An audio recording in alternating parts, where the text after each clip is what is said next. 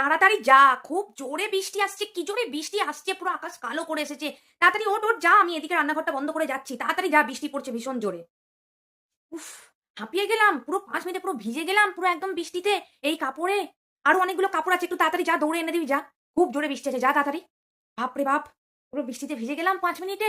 জানলাগুলো বন্ধ কর, বৃষ্টিতে পুরো বিছানা ভিজে গেল। আমাকে সব চাদর পাল্টাতে হবে। একে কাপড় শুকোচ্ছে না। তোরা সব জানলা বৃষ্টিতে খুলে রেখে দিয়েছিস, ঝাপটায় সব ভিজে গেল।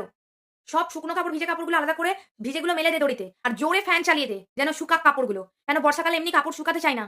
ফ্যানগুলো একদম জোরে করে দে রুমের। কাপড় দেবো না তো কোথায় শুকাবো? এই বৃষ্টির মধ্যে কাপড়গুলো? রোজ বৃষ্টি পড়ছে দেখতে পাচ্ছিস না? যে কাপড়গুলো ভিজে সব আলাদা কর, আর যে শুকনো সেগুলো আলাদা কর। আমি এখানে সব ভিজে কাপড় আর শুকনো কাপড় সব মেলানো। যেগুলো সব একসাথে আছে আলাদা কর। তাড়াতাড়ি আলাদা কর। না তো সব শুকনোগুলো ভিজে যাবে। সব মেলতে হবে ঘরে দড়ি কাটিয়ে, কাটিয়ে সব দিতে হবে। এক তো এই বৃষ্টির দিন, একে তো কাপড় শুকায় না। তারপর ঘরে শুকাবে না, এইখানে না। কোথায় দেবো? একটা পরে পরে তো ফেলে দিচ্ছিস কাপড়গুলো। কোথায় শুকাবে বৃষ্টির মধ্যে সেগুলো চিন্তা আছে তোদের? আমাকে মরতে হচ্ছে। বৃষ্টির মধ্যে দৌড়াতে হচ্ছে ১০ বার ছাতে। ১০ টা করে দিনে কাপড় পরা হচ্ছে আর ফেলে দেওয়া হচ্ছে। বৃষ্টি পড়ছে কোথায় শুকাবে সেসব তো তোদের কারোর চিন্তা নেই। সব ভিজে শুকনো এখন আমাকে আলাদা করতে হবে। বসে পড়লি বিছানায়।